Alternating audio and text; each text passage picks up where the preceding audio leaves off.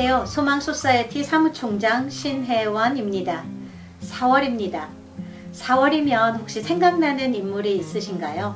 저는 4월이 되면 2003년 4월 1일에 본인이 묵고 있던 호텔에서 투신해 자살한 그 당시 정말 전성기를 누렸던 홍콩 영화배우 장구경이 생각이 납니다. 그 당시 장구경은 자살을 할 정도로 아주 심각한 우울증을 앓고 있었습니다. 장구경이 자살을 한 날이 4월 1일 만우절이었기 때문에 많은 사람들이 이 만우절의 장난 같은 그의 죽음에 믿지 못하고 또 부정하는 현상도 많이 생겼었고요. 또 그러면서 그 충격으로 인해서 많은 분들이 또 동반 자살을 하고 모방 자살을 하는 그런 베르테르 효과까지 일어났었다고 합니다. 미 질병연구청이죠. 그 CDC의 발표에 따르면은 2021년도에 이 미국 땅에서 자살을 한 한인 분들의 숫자가 200명이 넘는다고 합니다. 또한 우리가 지금까지 한 번도 경험해 보지 못한 이 글로벌 코비드 팬데믹을 지나면서 많은 사람들이 정신적으로, 육체적으로, 그리고 신체적으로 많은 어려움을 호소하고 있습니다. 오늘 소망소사이어티에서는 김자성 정신과 닥터를 만나 뵙고 우리가 또 이렇게 건강한 정신 건강을 유지하는 법, 그리고 힘든 시간을 보내시는 분들이 계시다면 어떻게 하면은 이 정신 건강을 회복할 수 있는지에 대해서 한번 이야기를 나눠보는 그런 시간을 갖도록 하겠습니다. 자, 김자성 박사님 만나 뵙게 돼서 반갑습니다. 네, 반갑습니다. 신혜원 박사님. 네. 자, 그러면은 박사님, 네. 자, 질문에 앞서서 네. 혹시 괜찮아 사랑이야 라는 그런 한국 드라마를 보셨나요? 본 적은 없는데요. 아, 네, 못 보셨군요. 네, 네, 괜찮아 사랑이야 라는 네. 드라마는 아하. 저는 굉장히 제가 좋아하는 드라마 중에 하나인데요. 아하. 여기 주인공으로 조인성 씨가 나옵니다. 그래서 조인성 씨가 이 드라마에서 정말 잘생기고 키도 크고 또 조물주보다 더 위에 있다는 건물주이면서 유명한 추리소설 작가, 그러면서 라디오 DJ까지 하고 있는 정말 겉으로 보기에는 너무나 완벽하고 로맨틱한 그런 주인공을 연기를 하는데요. 사실 이 주인공인 그 조인성 씨가 맡고 있는 주인공 장재열은 어린 시절 트라우마로 인해서 침대에서 잠을 자지 못하고 화장실 안에 그 화장실 안에 욕조 안에서 잠을 잘 수밖에 없는 그런 심각한 정신 질환을 앓고 있는 그런 사람의 이야기를 다루고 있습니다. 근데 단순히 그 드라마에서 보면은요, 그 조인성 씨가 연기하는 그 주인공뿐만 아니라 이 조인성 씨를 치료하는 그 대학병원 정신과 의사를 맡고 있는 분들, 그리고 주변의 분들이 겉으로 보기에는 정말 아무 문제가 없어 보이는데 이렇게 깊게 들어가 보면 정도의 차이는 있지만 다 마음의 병들을 앓고 있는 그런 모습들을 볼 수가 있었거든요. 자, 그럼 박사님께서는 정말 지난 수십 년간 많은 환자들을 치료를 해오셨는데요. 이렇게 그래서 이제 지금은 환자들 이렇게 딱 보기만 하셔도 아, 저분이 마음의 병이 있구나 라는 거를 단박에 알아채실 수 있으신가요? 글쎄요, 그럴 경우가 가끔은 있겠죠. 그죠? 이제 객관적으로 굉장히 우울해 보인다든가, 이제 그런 거 외에는 사실은 이 내면 세계는 대화를 통해서 이게 이제 내면을 탐구하기 전에는 그렇게 쉽지가 않죠. 이제 알 수가 없는 거죠. 네. 그렇다면, 네. 어떻게 보면은 주변 사람들도 모를 수 있고, 네. 환자 본인도 모를 수 있는 그런 환자들도 많이 있을 텐데요. 그렇죠. 네. 박사님께서는 어떻게 이렇게 이런 분들의 마음의 병을 찾아내고 또 이분들을 치료를 하시는지 박사님만의 노하우가 있을까요? 글쎄요. 그러니까 이제 전반적으로 우리 내면 세계를 다루는 우리 이 직종에서는 대화, 그죠? 예, 대화를 통해서 예, 깊이 있게 듣는 거죠. 예, 그리고 표면적인 그 대화 내용뿐 아니라 이제 행간에, 그렇죠? 그 밑에 있는, 그리고 이제 그 어떤 무의식적인 저변에까지 우리가 이제 레이더를 이렇게 넓히는 거죠. 그래서 결국은 이제 그분이 지금 이제 그 고통받는 이런 것들을 이렇게 대화를 통해서 이제 알아낼 수가 있는 거죠. 네네. 그래서 뭐 대화라는 거는 사실은 이 환자분의 그 의식적인 세계에서 나오는 거겠지만은 이제 우리의 그 역할은 그것을 넘어서서 좀 더 깊이 있게 무의식적인 어떤 이런 상태까지도 우리가 파악을 하려고 노력하는 거겠죠. 네네. 아, 네, 알겠습니다. 네. 그럼 박사님, 그 진료를 하시고 네네. 치료를 하시면서 이렇게 대화를 통해서 그 환자에 대해서 파악을 하고 또 진료를 하시는 것 외에 다른 또 이런 의료 기기라든지 네네. 또 다른 방법을 사용하시는 것도 있나요? 그렇죠. 네. 그래서 이 병의 원인적으로는 이 어떤 고통, 그렇죠? 스트레스, 뭐 이런 것들이 원인적으로 관여하겠지만은 그 치료라는 측면에서는 이미 그 고통의 그 결과가 이 어떤 두뇌의 어떤 병변으로까지 연결이 되기 때문에 그 병변을 이제 치료하는 의미에서는 뭐 약물을 쓰는 거, 약물이 굉장히 중요하죠. 그리고 약물 외에도 이제 또 어떤 두뇌에 어떤 좋은 자극을 주는, 그래서 요즘 같으면은 TMS, 그렇죠? 이제 자기장 이제로 이제 하는 치료, 그런 것도 있고, 이제 전통적으로는 또 전기 충격요법 이런 것도 있고, 그렇죠? 근데 그런 것들이 다 쓰이죠. 네. 그리고 요즘에는 뭐 특별히 또 뭐 케타민이니 뭐 다른 또 그냥 이거 환각작용을 하는 그런 약물조차도 치료의 일환으로 이제 쓰는 그런 것도 이제 조금씩 트라이가 되고 있는 거죠. 네. 예. 네. 그러면 박사님이 지난 정말 수십 년간 많은 환자를 치료하시면서 가장 기억에 남는 환자가 있으신가요? 그래서 뭐 이제 뭐 여러 환자가 있겠죠. 그래서 만약에 가장 최근에 좀 이제 드라마틱하게 좋아지는 이제 경우가 이제 그 유태인 이제 로여 이제 이제 그 변호사 출신의 이제 70대 중반 이제 이런 분인데, 이 양로원에서 제가 처음 뵀어요. 그런데 이제 그 상태에서는 어떤 상태였냐면 우울증이 심해져서 치료가 잘 안 됐는데 이제 잠도 못 자고 식사를 전폐하고 못 먹으면서 위에다가 그 호스를 꼽아서 이제 강제로 이렇게 영양을 주입하는 이런 상태에서 너싱홈으로 온 거예요. 네, 거기서 이제 컨설트를 해서 치료를 하기 시작했는데, 결국은 잠이 좋아지고 또 입맛이 좋아지고 이제 우울증이 좋아지면서 결국 이 호스를 빼게 됐어요. 빼고 이제 나중에 자기가 거기서 또 이렇게 걷는 거 이런 운동도 하고 물리치료를 받으면서 결국은 한 두세 달 사이에 드라마틱하게 좋아져서 퇴원을 하고 외래로 이제 통원을 하세요. 네, 통원 치료를 하고. 그래서 그 양로병원에서는 굉장히 아주 그 드라마틱하게 좋아지는 걸 보고, 와, 이게 이렇게 달라질 수 있겠구나. 이제 이런 그 치료 사례가 있죠. 네네. 네. 와우, 그러면 정말 몸의 병이 네네. 어떨 경우에는 마음의 병으로 이어지기도 하지만 그렇죠. 마음의 병이 있어서 몸의 병으로 나타나는데 그럼요. 그리고 마음의 병을 치료해서 몸의 병까지 또 치료하고 효과를 보는 네. 그런 경우였겠네요. 그렇죠. 네네. 네. 아유, 정말 네네. 너무 좋은 또 네네. 이렇게 사례를 공유해 주셔서 너무 네네. 감사드려요, 박사님. 네네. 박사님 여기서 이렇게 진료를 하시면서 이 박사님께 진료를 받으러 오는 사람들이 이렇게 경미한 증상에서부터 정말 그 아주 심각한 증상까지 다양하리라는 생각이 드는데요. 네. 보통 어떤 분들이 주로 박사님께 그 진료를 받으러 오시는지 좀 알려주세요. 그래서 그 정신과 환자들은 어떤 병원이나 어떤 이 치료센터에서 일하느냐에 따라서 그 환자들 군이 상당히 다르세요. 네. 그래서 지금 여기는 그 외래 베이스로 하는 그 클리닉이기 때문에 일반적으로는 그 기능이 높으신 분들이 이제 문제가 좀 생겨서 오는 경우, 이제 그런 환자들이 대부분이죠. 대부분이고, 뭐 또 아주 일부는 이제 만성 조현병을 앓는 경우, 이제 그런 경우가 있지만 사실은 굉장히 소수예요, 여기서는. 네, 소수고, 또 뭐 그래서 다양하게 뭐 불면증 이제 굉장히 많고요.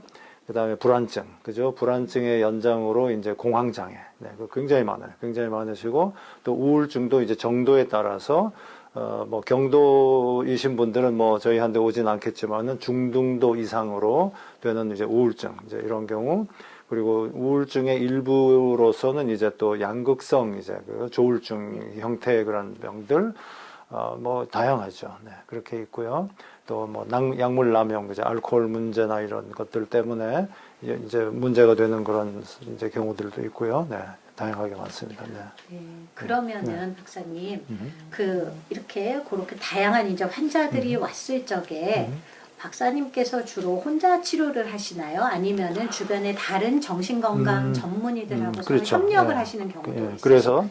그래서 일반적으로는 제가 이제 스크리닝을 쭉 하죠. 그러니까 처음 한 인터뷰 한 30분 정도에 그 기본적인 문제들을 다 일단 파악을 하죠. 이제 그 파악하도록 훈련을 받은 거예요, 저희들이. 네, 그런 다음에는 대부분의 경우는 중등도 이상의 우울증이나 문제가 있기 때문에 우리가 약물 치료를 시작을 하죠. 하면서 동시에 어떤 이제 사회 심리적인 어떤 이러한 여러 가지 문제들이 많이 있고 그런 경우에는 우리가 또 상담 치료를 의뢰를 해요. 네, 상담 치료. 그래서 이 카운슬링 또는 이제 톡 테라피, 그죠? 그렇게 하시는 분들이 주로 이제 심리학 하는 이제 출신들의 임상 심리학 하는 분들, 그분들한테 의뢰를 하세요. 의뢰를 하죠. 네, 의뢰를 하고 또 어떤 때는 그분들이 이제 환자를 또 이제 의뢰를 하세요. 그래서 약물 치료가 필요하겠다. 이제 이런 판단이 서면은 이제 의뢰를 하죠. 네. 그렇게 서로 이제 이렇게 협조하는. 네. 네. 그러면은 많은 분들이 정신 건강을 다루는 의사 선생님이다 했을 적에 그 정신과 의사 선생님과 그 심리학과를 그렇죠. 담은 그 사회, 그러니까 임상 심리 네네네. 선생님들은 네. 혼동을 하는 그렇죠. 경우가 네네. 많이 있죠. 있으세요. 네네. 그렇죠. 네. 그런데 그 두 분야가 네네. 정말 네. 완전히 다른 분야고 네. 트레이닝도 다르고 그렇죠. 환자를 대하는 그런 방법도 다른 경우가 되는 거네요. 그렇죠. 많이 오버랩이 되지만은 이제 근본적으로 정신과 의사는 이제 사이카이트리스트는 의과대학, 메디컬 스쿨 그 의과대학을 졸업해서 그 병원에서 이제 그 정신과 수련을 받게 되고 이제 끝나서 이제 전문의가 되는 거죠. 네. 그래서 일선에서는 주로 이제 정신질환을 이제 인터뷰를 하고 이제 파악을 한 다음에 주로 이제 이제 생물학적인 치료에 초점을 맞추어서 이제 치료하는 게 대부분이고 또 뭐 이제 약물 치료나 약물 치료. 아까 말씀하신 그렇죠. 전기 치료, 네네네. 그렇죠. 네. 그런 TMS나 것들을 이런 것들이 말씀하시는 많고요. 거죠? 네. 예, 그런데 또 이제 트레이닝 배경에 따라서는 이제 상담 치료가 이제 컴바인이 돼서 이렇게 하는 경우들이 있겠고요. 이제 제가 그런 경우에 해당될 수가 있고요. 그런데 그러면서도 이제 거의 뭐 매주 한 번씩 45분 이런 식의 어떤 한 해 레귤러하게 이 상담 치료가 필요한 분들한테는 의뢰를 해요. 네. 그래서 이제 그 클리니컬 사이콜로지 하는 임상 심리 전공하는 분들한테 의뢰를 하죠. 네. 그렇죠. 네. 그래서 네. 그분들은 이제 현재까지는 약물 처방은 이제 안 하시죠. 이제 못하게 돼 있는 거죠. 네. 네네. 그렇게 돼 있죠. 네네. 네. 네. 잘 알겠습니다. 네. 자, 그러면은 박사님께 찾아오기 전에 이분들은 정신과 치료가 필요하다. 어떤 증상이 나타나면은 그때 박사님께 또는 아니면 다른 정신과 전문의께 그 방문을 하는 게 좋을까요? 네. 그러니까 기본적인 이제 생물학적인 이 기본 이 상태가 이제 달라질 때 불면증이 막 오고 심해지고 그렇죠. 먹는 게 막 이상해지고 막 기분이 이제 이상하고 다운되고 불안이 심해지고 뭐 하루 생활을 못할 정도로 집중력도 흐려지고 의욕이 없어지고 이제 이런 거 그죠? 그래서 본인이 상당히 이거는 내가 이러지 않았는데 하고 위기를 느끼는 거 그건 상당히 중요한 거죠. 그리고 동시에 가족들이 볼 때 뭔가가 좀 달라진다. 뭔가가 좀 이렇게 예전에 이렇지가 않았었는데 이제 달라지는 그런 낌새를 느낄 때 그럴 때는 사실은 이제 조금 일찍 이렇게 이제 도움을 받을 수 있으면은 그야말로 쉽게 또 이렇게 해서 나을 수 있는데 그거를 질질 끌다 보면은 이게 더 깊어지는 거죠. 네, 깊어져서 좀 더 이게 시간도 회복하는 시간도 오래 걸릴 뿐더러 그렇게 달라지는 거죠. 네. 그렇다고 할 수 있죠. 네. 그러면 또 많은 분들이 요새 이제 그 셀폰에 앱들도 많이 네네네. 나오고 그렇죠? 하면서 많은 분들이 그 셀폰에서 그쵸? 이렇게 앱을 자가 측정. 보시고 네, 자가 측정하는 그렇죠. 그런 네. 테스트들을 네네. 많이 보세요. 네. 그러면서 몇 점 이상이면 네네. 뭐 정신과 진료가 필요하다라든지 아니면은 뭐 네. 몇 점 이상이면은 건강하다라든지 그렇죠. 네. 그런 테스트들이 많이 지금 시중에 나와 있고 많은 분들이 심심풀이 삼아서도 그렇게 핸드폰 이용해서 네네. 그런 테스트를 많이 하시는데요. 어떻게 보면 조금 위험하다라는 생각도 들기도 하거든요. 근데 그러니까 믿을 만한 그런 테스트들이 있는지 글쎄요, 뭐, 그런 것들이 어느 정도는 스크리닝 하는 면으로는 도움이 되겠죠. 그렇죠? 도움이 되고, 그리고 이제 도움을 받는다는 측면에서는 이게 본인의 이제 주관적인 어떤 이 그 느낌, 주관적인 판단, 이런 게 항상 그 제일 중요하죠. 네, 그렇죠? 네, 그래서 어떤 경우는 굉장히 그 톨러런스가 큰 경우에는 이렇게 그런 뭐 문제가 많이 있는데도 오랫동안에 그냥 혼자 끙끙거리고 견디는 분들도 있을 테고, 그렇죠? 또 어떤 분들은 조금만 이게 뭔가 달라져도 좀 불안 수준이 좀 높으신 분들은 또 많이 이제 또 도움을 이제 청하려고 할 테고, 네, 그렇죠. 네, 그럴 경우에 좀 뭐 보험이라든가 뭐 등등 이런 경제적인 뭐 이런 어떤 그 베리어가 또 그 도움을 청하는데 하나의 베리어가 될 수가 있죠. 네, 장애가. 네네. 그 팬데믹을 네네, 거치면서요. 팬데믹이 정말 모든 연령대의 사람들에게 영향을 미쳤는데 네. 특히 한인 시니어 분들에게 미친 영향이 굉장히 굉장히 크죠. 크다라는 생각이 들어요. 그렇죠. 박사님이 보시기에는 네. 한인 시니어 분들이 주로 어떤 네네. 면에서 영향을 받으셨는지. 그렇죠. 그래서 팬데믹 전에는 우리 그 이제 한인 사회에서 특히 그 교회나 이런 어떤 종교 활동이 굉장히 그 이 서포티브한 지지적인 이런 역할을 해왔기 때문에 그야말로 그래도 커뮤니티 센스, 그죠? 소속감, 이런 여러 가지가 이제 있었고, 활동하고, 사람들 만나고, 뭔가 이런 게 있었는데, 그게 완전히 없어졌잖아요. 그죠? 절단이 된 거죠. 그리고 가족조차도 만나는 게 이제 없어지고, 두려워함. 그렇죠? 그런 상태에서, 그동안에 그 정신건강을 도와주던 이러한 어떤 그 시스템이 이제 없어진 거예요. 그러면서 동시에 불안 수준은 확 올라가 버린 거죠. 예. 그러니까 문제를 초래할 만한 이제 요소는 확 올라가고 그거를 좀 이렇게 완화시킬 만한 이 좋은 것들은 확 떨어진 거지. 그렇죠? 그러니까 굉장히 아주 그 큰 이 정신 건강의 위험이 아주 가중된 거죠. 몇 배로. 네. 그 상황에서 뭐 예를 들어 뭐 혼자 격리되고 고립되고 그렇죠? 이런 뭐 그리고 이웃조차도 이제 컨택을 하기가 두려워하는 서로 두려워하는 그렇죠? 그러니까 그 고립된 혼자 있는 이 상태를 견딜 만한 이 멘탈 굉장히 어려운 거죠. 실은 굉장히 어렵죠. 네. 그래서 불안 수준이 올라가고 우울증이 심해지고 불면증은 뭐 많이 이제 다 그렇고요. 네. 그런 상황이 많이 오래 있었죠. 네. 그러면은 네. 박사님 네. 이제 그렇게 그 코로나로 인해서 고립되시고 특히 이제 고립되신 분들이 또 우울증이라든지 이런 정신 문제를 많이 이제 겪으시게 되고 하는데 아까 말씀해 주신 것처럼 내 몸에 변화가 있기 시작을 했다. 잠이 잘 안 오기 시작을 했다든지 소화가 잘 안 되기 시작했다 하면은 이게 그냥 단순히 그 건강의 문제뿐만 아니라 정신 건강의 문제일 수도 있기 때문에 그렇죠. 미리미리 이제 그렇게 그 의사 선생님을 찾아뵙는 게 네네네. 중요할 텐데요. 그렇죠. 그거 외에도 네. 이렇게 집에서 또는 일상생활에서 정신 건강을 유지할 수 있는 네. 방법이 있을까요? 네. 있죠. 매일 매 환자 팔로우 할 때마다 제가 듣고 이제 강조하는 부분이 그 신체 운동. 예? 그러니까 이제 좋은 정신 건강은 좋은 이 신체 조건, 신체 건강이 바탕이 돼야지 가능한 거죠. 네. 그래서 늘 그 신체 운동, 이게 신체 피지컬 트레이닝이란 말을 신체 단련 이제 이런 말을 쓰는 게 오히려 더 적합한 거예요. 이게 이제 그런 거를 꾸준히 하는 생활 습관을 가진 분들은 굉장히 그 저변이 튼튼한 거예요. 예. 인프라스트럭처가 강한 거예요. 그래서 웬만한 스트레스도 감당할 만한 그런 이게 힘이 생기는 거죠. 네. 그렇죠. 몸을 튼튼히 하면 정신도 튼튼해지는 그런 거를 조언을 해주시는 거네요. 그렇죠.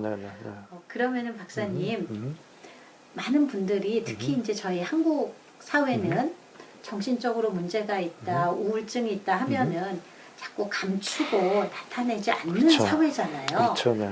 그래서 많은 분들이 또 이렇게 박사님께 치료를 받으러 오면서 내 와이프한테는 말하지 말아라. 내 남편한테 말하지 네네. 말아라.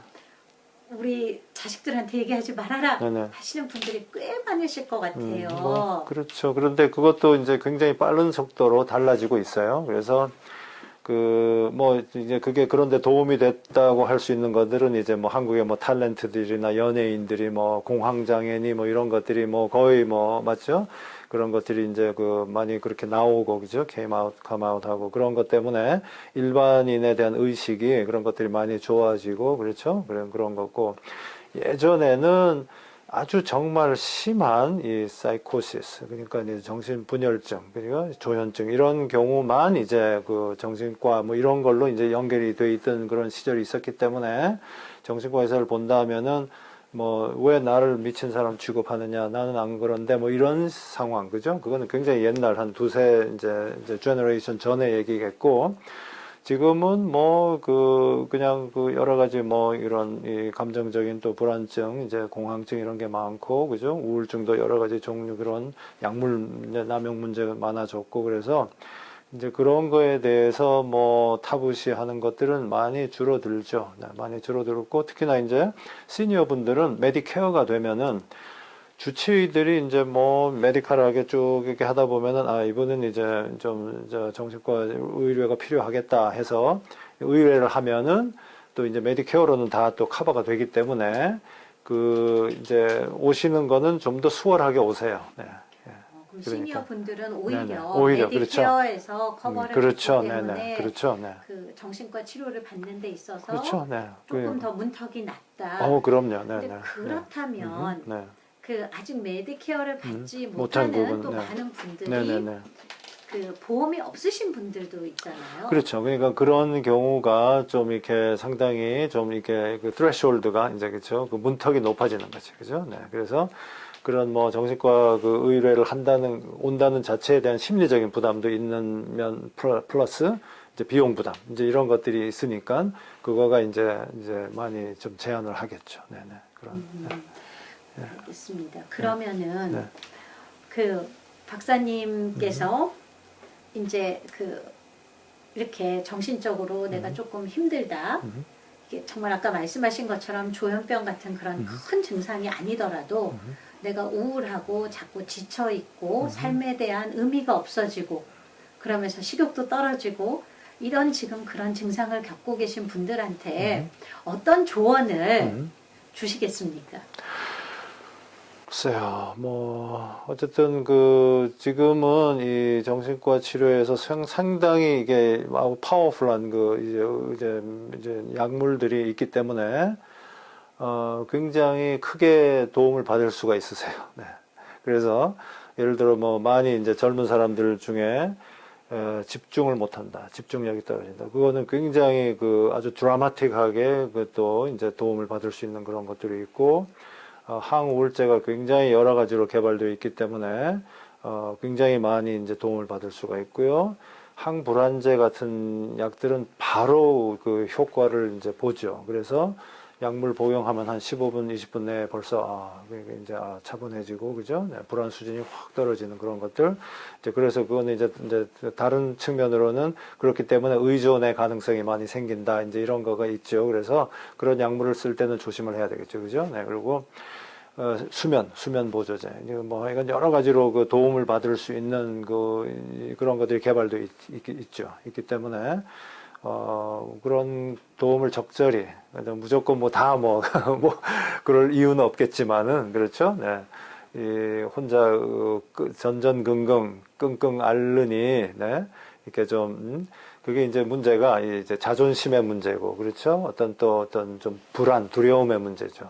그런 것들만 극복이 되면은 상당히 자기의 삶을 지금 현재 한번 돌아보고 같이 한번 돌아보는 그런 좋은 기회가 될 수 있고, 또 상당히 많은 도움을 받을 수가 있는 여지가 있는 거죠. 네. 그래서 한번 좀 이렇게 한번 이제 용기의 도약, 그죠? 네. 네, 그렇게 하는 게 필요하겠죠. 네, 네. 네, 알겠습니다. 네네. 감사합니다, 박사님. 네네. 네. 많은 사람들이 이렇게 몸에 상처가 생기면 정말 손에 조그만 상처가 생기고 음식을 하다가 조금 대기라도 하더라도 의사를 찾고 약을 바르고 또 약을 먹고 합니다. 그런데 우리는 우리 마음에 병이 들면 그 마음의 병을 무시를 하거나 아니면 그 마음의 병을 방치를 하고 또 이렇게 치료를 안 하려는 그런 습관을 갖고 있는데요. 지금 이 정신건강연구소에서 발표한 결과에 의하면 우리 현대인들 중 4명 중에 1명은 어떤 형태로든지 정신적인 문제를 갖고 살아가고 있다고 합니다. 그래서 이 정신적인 문제는 더 이상 남의 이야기가 아니고 멀리 있는 이야기가 아니고 또 겉으로 보기에 너무나 멋있고 정말 멋진 삶을 살고 있는 그렇게 보여지는 사람이더라도 그 내면으로 들어가 보면 어느 정도는 정신의 문제를 갖고 살아가고 있습니다. 그래서 상처를 숨기지 않고 드러내야지만 치유할 수 있듯이 우리 정신질환도 조기에 발견을 해서 말씀하신 것처럼 조기에 치료를 하는 것이 너무나 중요합니다. 그래서 또 꼭 심각한 정신질환이 아니더라도 이렇게 일상생활을 하는데 내가 정신적으로 어려움이 있다 또는 감당하기 힘든 상황이 생겼다 스트레스가 너무 심하거나 좌절이나 분노를 느끼고 있다면 혼자 참고 견디지 마시고 꼭 정신건강 전문의와 상담을 하셔서 도움을 받으시기를 권유합니다. 자, 그러면 김자성 박사님 오늘 귀한 시간 내주셔서 감사합니다. 네, 감사합니다. 네.